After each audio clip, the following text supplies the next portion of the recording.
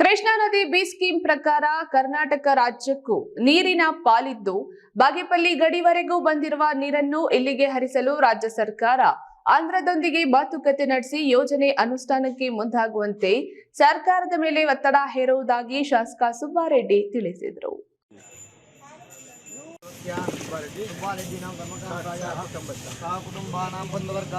ಬಾಗೇಪಲ್ಲಿ ತಾಲೂಕಿನ ಮಿಟ್ಟೆಮರಿ ಹಾಗೂ ಕಸಬಾ ಹೋಬಳಿಯ 6 ಗ್ರಾಮಗಳಿಗೆ ಜಲಜೀವನ್ ಮಿಷನ್ ಯೋಜನೆಯಡಿಯಲ್ಲಿ ಪ್ರತಿ ಮನೆಗೆ ನಳ ನೀರು ಸರಬರಾಜು ಕಾಮಗಾರಿಗಳಿಗೆ ಬುಧವಾರ ಶಾಸಕ ಎಸ್ಎನ್ ಸುಬ್ಬಾರೆಡ್ಡಿ ಭೂಮಿ ಪೂಜೆ ನೆರವೇರಿಸಿ ಮಾತನಾಡಿ, ಬಾಗೇಪಲ್ಲಿ ಪಟ್ಟಣಕ್ಕೆ 10 ಕಿಲೋಮೀಟರ್ನಷ್ಟು ದೂರದಲ್ಲಿರುವ ನೆರೆಯ ಆಂಧ್ರಪ್ರದೇಶದ ಚಿಲಮತ್ತೂರು, ಲೇಪಾಕ್ಷಿ ಕಡೆಗಳಿಗೆ ಕೃಷ್ಣಾ ನದಿ ನೀರು ಸರಬರಾಜು ಮಾಡಲಾಗಿದೆ.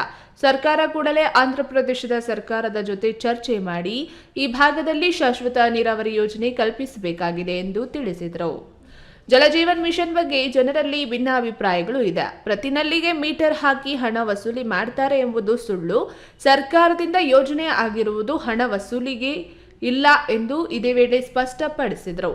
ಜೆಜೆಎಂ ಅನುದಾನದಲ್ಲಿ ಸುಮಾರು 3 ಕೋಟಿ ರೂಪಾಯಿಗಿಂತ ಹೆಚ್ಚಿಗೆ ಇವತ್ತು ಗುದ್ಲಿ ಪೂಜೆ ಮಾಡ್ತಾ ಇದ್ದೀವಿ.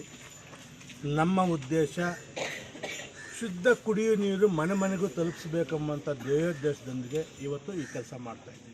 ಈಗ 3 ಕೋಟಿ ಚಿಲ್ಲರೆಯಲ್ಲಿ ಇವತ್ತು ಗುದ್ಲಿ ಪೂಜೆ ಮಾಡ್ತಾ ಇದ್ದೀವಿ.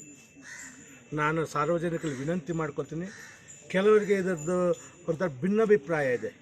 ಇದನ್ನು ಲೈನ್ಗಳು ಹಾಕಿ ಮತ್ತು ಮೀಟ್ರ್ ಹಾಕಿ ಹಣ ವಸೂಲಿ ಮಾಡ್ತಾರಂತೆ. ಇದು ಯಾವುದು ಮಾಡಲ್ಲ.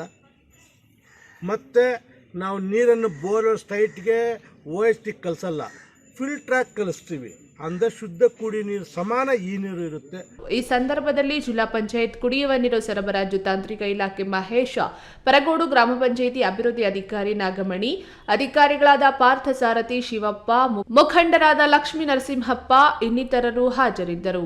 PS ರಾಜೇಶ್, ಈ ನ್ಯೂಸ್ ಟಿವಿ, ಬಾಗೇಪಲ್ಲಿ.